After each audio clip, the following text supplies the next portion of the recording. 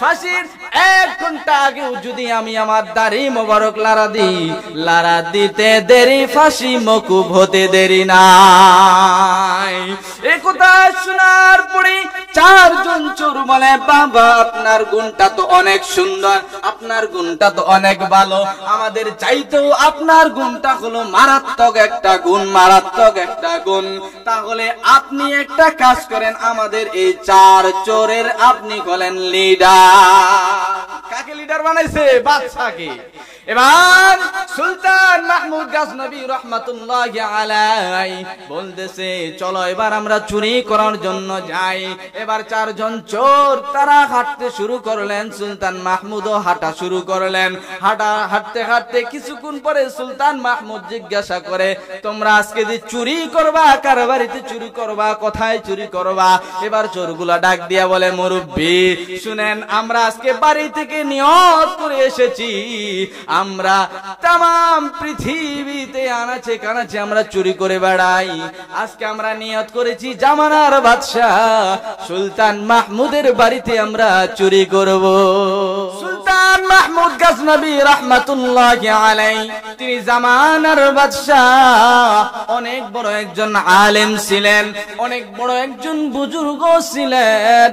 তিনি বাদশাহ হওয়ার পরে, জামানার বাদশাহ হওয়ার পরে তিনি এলাকার মধ্যে সদস্য যে মানুষের বাড়ি বাড়ি খোঁজ নেয়, আমার এলাকার মধ্যে যে সমস্ত মানুষগুলো বসবাস করে এরা খাওয়া করছে কিনা এই খোঁজ খবর নেওয়ার জন্য তিনি বের হন, প্রত্যেক দিন রাত্রের বেলা বের হন। সুলতান মাহমুদ গজনবী রহমাতুল্লাহি আলাইহি তিনি একদিন লুঙ্গি পরে গেঞ্জি পরে রাস্তার মধ্যে বের হয়ে গেলেন। গভীর রজনীতে উঠে আল্লাহর এই বান্দা চতুর্পাশে ঘুরতেছে আর হাঁটতেছে, দেখতেছে কোথায় কোন মানুষ কোন সমস্যার মধ্যে রয়েছে। সুলতান মাহমুদ গজনবী রহমাতুল্লাহি আলাইহি তিনি রাস্তায় চলতে গভীর রজনীতে দেখে 4 রাস্তার মোড়ের মধ্যে কিছু মানুষ গুনগুন করে কথার আওয়াজ শোনা যায়। সুলতান মাহমুদ গজনবী রহমাতুল্লাহি আলাইহি ঘড়ির দিকে তাকায়া দেখেন, ঘড়ির মধ্যে তাকায়া দেখেন যে সময়ের মধ্যে তারা গুনগুন কথার আওয়াজ দিতেছে, সময়টা হচ্ছে তাহাজ্জুদের সময়। কথার মাঝখান দিয়ে একটা চিকন কথা শুনে নেন। এরে আল্লাহর বান্দা নবীর উম্মতের দল, ভালো মানুষ যদি সমাজের মধ্যে থাকে তাহলে ওই ভালো মানুষটা সব সময়ের জন্য ভালো চিন্তা ধারণা করে, আর সমাজের মধ্যে যদি কোনো চিটার বাটপার থাকে ওই মানুষটার চিন্তাও ওই রকম থাকে। আল্লাহর এই বান্দা মনে মনে চিন্তা করলো, ওই মানুষগুলা মনে হয় তাহাজ্জুদ পড়ার জন্য উঠেছে। সুলতান মাহমুদ গজনবী সেই লোকগুলার কাছে চলে গেলেন, যাওয়ার পরে ওই মানুষদেরকে সালাম দিলেন, আসসালামু আলাইকুম ওয়া রাহমাতুল্লাহ। এবার সুলতান মাহমুদ গজনবী রহমাতুল্লাহি আলাইহি সালাম দেওয়ার পর ওই মানুষগুলা সালামের জবাব দিলেন। সালামের জবাব দেওয়ার পরে ওই মানুষগুলা বলতেছে, মুরব্বি আপনাকে চিনতে পারলাম না, কে গো আপনি? সুলতান মাহমুদ ডাক দিয়া বলে, তোমরা আমাকে চিনবা না, তোমরা এই জায়গার মধ্যে কি করতেছ? এবার ওই 4 জন ব্যক্তি বলতেছে, হে মুরব্বি আপনি আমাদেরকে চিনবেন না, আমরা এই 4 জন হইলাম আমরা চোর, আমরা চুরি করার জন্য আমরা এই জায়গায় উপস্থিত হয়েছি। এবার বাদশার কাছে যখন এই কথা বললেন, বাদশা বলতেছে, এদেরকে ধরার জন্য আমাকে কৌশল অবলম্বন করা লাগবে, আমাকে এদেরকে ধরার জন্য কৌশল অবলম্বন করা লাগবে। আমার কথা যদি আমি তাদেরকে বলি যে আমি জামানার বাদশা, তাহলে তারা এই সময় তারা এখন থেকে এই জায়গা থেকে সরে যাবে, তারা এখান থেকে দূর হয়ে যাবে। সুলতান মাহমুদ গজনবী রহমাতুল্লাহি আলাইহি যখন এই কথা বললেন যে হে তোমরা তো আমাকে চিনবা না, তোমরা তো আমাকে চিনবা না, আমি এই এলাকার মধ্যেই থাকি, বলো বলো তোমরা কি কোথায় চুরি করবা, তোমাদের সঙ্গে কি আমাকেও নিবা? এবার ওই চোরগুলা ডাক দিয়া বলে, মুরব্বি আমাদের সঙ্গে আপনি কাজ করতে পারবেন না, কারণ আমরা যেই সমস্ত চোরগুলা এই জায়গার মধ্যে থাকি আমাদের সবার একটা না একটা গুণ রয়েছে, আপনার কি গুণ আছে আপনি বলেন। সুলতান মাহমুদ ডাক দিয়া বলে, রে চোর, ও ভাইগুলা তোমরা শুনে নাও, আগে তোমাদের কি গুণ আছে তোমরা আগে আমায় জানায়া দাও, তারপরে আমার গুণটা আমি তোমাদের বলবো।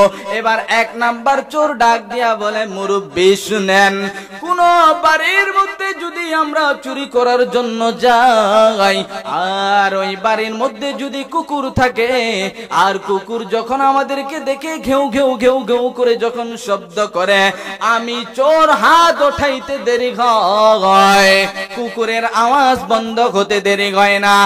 আর দুই নম্বরে কোন কুত্তা ঘেউ ঘেউ করে কি বললো, আমি চোর সব কিছু বুঝে নেই, সব কিছু বুঝে নেই। এবার সুলতান মাহমুদ বলে, তোমার মতোই তো চোরের দরকার, তোমার মতোই তো চোরের দরকার, বাহ তুমি তো অনেক সুন্দর গুণওয়ালা ব্যক্তি। এবার দুই নাম্বার চোর ডাক দিয়া বলে, মুরব্বি আমার কথাটা শুনেন, আমার দুই নাম্বার গুণ হচ্ছে কি জানেন? সুলতান মাহমুদ ডাক দিয়া বলে, তোমার কি গুণ বলো। এবার সুলতান মাহমুদ যখন এই কথা বললেন, দুই নাম্বার চোর বলতেছে, মুরব্বি আমি যেই বাড়ির মধ্যে চুরি করার জন্য যাই ওই বাড়ির গেটের সামনে যেই তালা ঝুলানো থাকবে, আমি চোর ওই গেটের তালার মধ্যে হাত দিতে দেরি হয়ে যায়, ওই গেটের তালা খুলতে দেরি হয় না। এবার সুলতান মাহমুদ ডাক দিয়া বলে, রে ও ভাই তোমারও গুণটা তো অনেক ভালো, তোমার গুণটাও তো অনেক ভালো, তোমার মতো চোরের তো আমার দরকার। এবার তিন নাম্বার চোর ডাক দিয়া বলে, মুরব্বি আমার গুণ হচ্ছে যেই বাড়ির মধ্যে আমরা চুরি করার জন্য যাব, যেই ঘরের মধ্যে আমরা প্রবেশ করব, ওই ঘরের মধ্যে দামি দামি মালগুলা যেই জায়গার মধ্যে রয়েছে, আমার এক নাম্বার গুণ হলো ওই ঘরের মধ্যে যাওয়ার সঙ্গে সঙ্গে আমি ঘ্রাণ নেওয়া শুরু করব, আমি ঘ্রাণ নেওয়ার সঙ্গে সঙ্গে আমি বলে দিতে পারবো কোন জায়গার মধ্যে টাকা রয়েছে, কোন জায়গার মধ্যে সোনা রূপা রয়েছে, আমি বলে দিতে পারবো। সুলতান মাহমুদ বলে, বাহ তোমার গুণটাও অনেক সুন্দর, তোমার মতোই তো চোরের দরকার। এবার চার নাম্বার চোর ডাক দিয়া বলে, মুরব্বি আমার এক নাম্বার গুণ হলো আমি রাতের অন্ধকারে যেই মানুষটাকে আমি দেখি, দিনের আলোতে সেই মানুষটাকে দেখার সঙ্গে সঙ্গে আমি চিনে ফেলি। সুলতান মাহমুদ ডাক দিয়া বলে, এর চোর তোমার এই গুণ দিয়ে তুমি কি করবা? এবার চোর বলে, ওই বাড়িতে যেই বাড়িতে আমি চুরি করার জন্য গেলাম, ওই বাড়ির মালিককে যদি আমি দিনের বেলা দেখি তাহলে তার সামনে যাইতে আমার লজ্জা লাগে। দেখছেন নি কেমন চোর? এই চোর চুরি করার পরে আর কি লাগে? লজ্জা লাগে। দেখছেন কত ভদ্র চোর। এবার সুলতান মাহমুদ ডাক দিয়া বলে, এরে চারজন চোর তোমরা সুন্দর করে তোমাদের গুণের কথাগুলা বললা, তোমাদের গুণগুলা আমার খুব ভালো লেগেছে। এবার ওই চোরগুলা সবাই মিলে বলতেছে, মুরব্বি আপনার কি গুণ আছে আপনি একটু বলেন। এবার মুরব্বি বলে, সুলতান মাহমুদ ডাক দিয়া বলে, তোমরা যে বাড়ির মধ্যে চুরি করার জন্য যাবা, ওই বাড়ির মালিক যদি তোমাদেরকে ধরে ফেলে আর ওই মালিক যদি তোমাদের ফাঁসির অর্ডার হয়ে যায়, তোমাদেরকে শাস্তি দেওয়ার জন্য যদি ফাঁসির মঞ্চে নিয়ে যাওয়া হয়, ফাঁসির 1 ঘন্টা আগেও যদি আমি আমার দাড়ি মোবারক লারা দিতে দেরি, ফাঁসি মকুব হতে দেরি নাই। এই কথা শোনার পরে চারজন চোর বলে, বাবা আপনার গুণটা তো অনেক সুন্দর, আপনার গুণটা তো অনেক ভালো, আমাদের চাইতেও আপনার গুণটা হলো মারাত্মক একটা গুণ, মারাত্মক একটা গুণ। তাহলে আপনি একটা কাজ করেন, আমাদের এই 4 চোরের আপনি হলেন লিডার। কাকে লিডার বানাইছে? বাদশাকে। এবার সুলতান মাহমুদ গজনবী রহমাতুল্লাহি আলাইহি বলতেছে চলো এবার আমরা চুরি করার জন্য যাই। এবার চারজন চোর তারা হাঁটতে শুরু করলেন, সুলতান মাহমুদও হাঁটা শুরু করলেন। হাঁটতে হাঁটতে কিছুক্ষণ পরে সুলতান মাহমুদ জিজ্ঞাসা করে তোমরা আজকে যে চুরি করবা, কার বাড়িতে চুরি করবা, কোথায় চুরি করবা? এবার চোরগুলা ডাক দিয়া বলে মুরব্বি শুনেন, আমরা আজকে বাড়ি থেকে নিয়ত করে এসেছি, আমরা তাম পৃথিবীতে আনাচে কানাচে আমরা চুরি করে বেড়াই। আজকে আমরা নিয়ত করেছি জামানার বাদশাহ সুলতান মাহমুদের বাড়িতে আমরা চুরি করব। এবার সুলতান মাহমুদ বলতেছে হায় গায় এরা কি বলে, আমার বাড়িতে এরা চুরি করবে, অথচ আমাকেই তারা বলতেছে। কিন্তু না না, তাদেরকে বলা যাবে না যে আমি বাদশা, তাদেরকে বলা যাবে না। এবার সুলতান মাহমুদ বলেন চলেন যাই, চলেন যাই। এবার যাওয়ার সঙ্গে সঙ্গে সেই গেটের মধ্যে গেলেন। গেটের মধ্যে যায় দেখতেছে একটা কুকুর ঘেউ ঘেউ করে আওয়াজ দেয়। আওয়াজ দেওয়ার সঙ্গে সঙ্গে তিনজন চোর ডাক দিয়া বলে রে ও এক নাম্বার চোর, তুই তো বলেছিস তোর হাত উঠার সঙ্গে সঙ্গে কুত্তার আওয়াজ বন্ধ হয়ে যাবে। এবার এক নাম্বার চোর হাত উত্তোলন করেছে, হাত উঠার সঙ্গে সঙ্গে কুত্তার আওয়াজ বন্ধ হয়ে গেছে। তিনজন চোর ডাক দিয়া বলে কুত্তা ঘেউ ঘেউ করে কি বললো তুই আমাদেরকে একটু জানায়া দে। এবার ওই চোর বলতেছে কুত্তা ঘেউ ঘেউ করে জানায়া দিল আমরা চারজন চোরের সঙ্গে আমাদের সঙ্গে এই বাড়ির মালিক রয়েছে।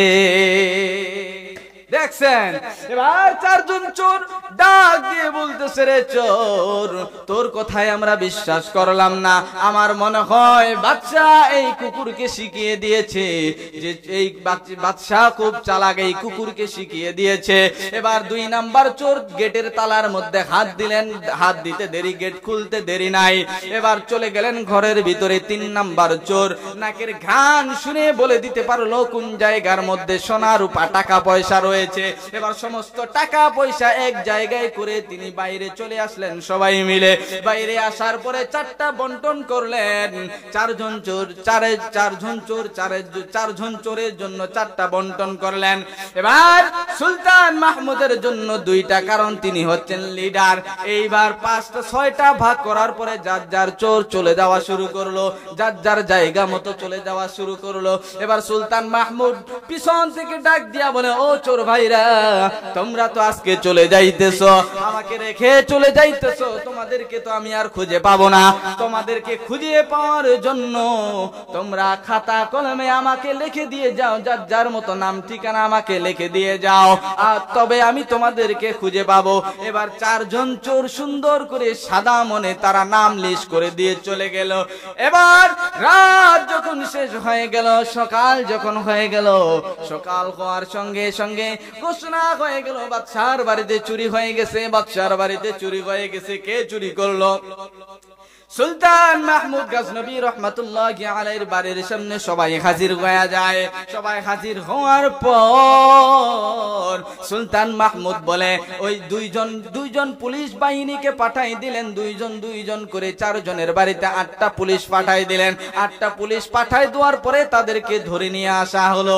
ধরে নিয়ে আসার পরে তাদের ফাঁসির ঘোষণা করা হয়ে গেল। ফাঁসির মঞ্চে যাওয়ার পরে তিনজন চোর হাউমাউ করে কান্না করে, হাউমাউ করে কান্না করে। 4 নাম্বার চোরটা কান্না করে না, তিনি মুস্কি মুস্কি হাসে। এবার বাদশা জিজ্ঞাসা করে ও চোর, তুমি কেন হাসতেছো না, তুমি কেন কান্না করতেছো না? এবার চোর ডাক দিয়া বলে মালিক, বাদশা, ও বাদশা, আপনি কইলেন জামানার বাদশা, আমরা যে চুরি করেছি বাদশার বাড়িতে, এই বাড়িতে যখন আমরা 4 জন চুরি করি, এই 4 জনের সঙ্গে আরো একজন ছিল, সেই মানুষটাই হচ্ছেন আপনি। এবার বাদশা বলতেছে হায় গায়, তুমি কি আমাকে চিনে ফেলেছো? বলে হ্যাঁ আমি চিনে ফেলছি। ও বাদশা, আমাদের 4 জনের গুণ, যেটা আমাদের 4 জনের গুণ আমরা বলে দিয়েছি আপনাকে। এবার আপনি একটা কথা বলেছিলেন ওই রাত্রের মধ্যে, আপনার ফাঁসির মঞ্চে যখন আমাদেরকে দাঁড় করা হবে, আপনি 1 ঘন্টা আগে বলেছেন যে আমি যদি দাড়ি মোবারক যদি লাড়া দিই, সঙ্গে সঙ্গে ফাঁসি মওকুফ হয়ে যাবে। আপনি কথা দিয়েছেন, আমি সেই জন্য হাসতেছি। আপনি কখন দাড়ি মোবারক লারা দিবেন আর আমাদের ফাঁসি মওকুফ হয়ে যাবে, আমাদের ফাঁসি মওকুফ হয়ে যাবে। বাদশা ডাক দিয়া বলে, এরে চোরের দল, তোমাদের কপাল ভালা যে একজন আলেমের সঙ্গে একটা রাত কাটিয়েছ, তোমাদের কপাল ভালা, তোমরা আলেমের সহবতে ছিলা। যা যা যা যা, আমি তোমাদেরকে ফাঁসি থেকে মওকুফ করে দিলাম, মাফ করে দিলাম। আমার ভাইরা, এই জন্য যা কিছু করবেন না কেন আলেমদেরকে মহব্বত করবেন, আলেমদেরকে ভালোবাসবেন, আলেমদের সহবতে থাকবেন। আলেমদের সহবতে থাকলে, আলেমদেরকে মহব্বত করলে দুনিয়ার জমিনে আল্লাহ সম্মানের চেয়ার দান করবে, কিয়ামতের ময়দানে আমার আল্লাহ জান্নাত দান করবেন।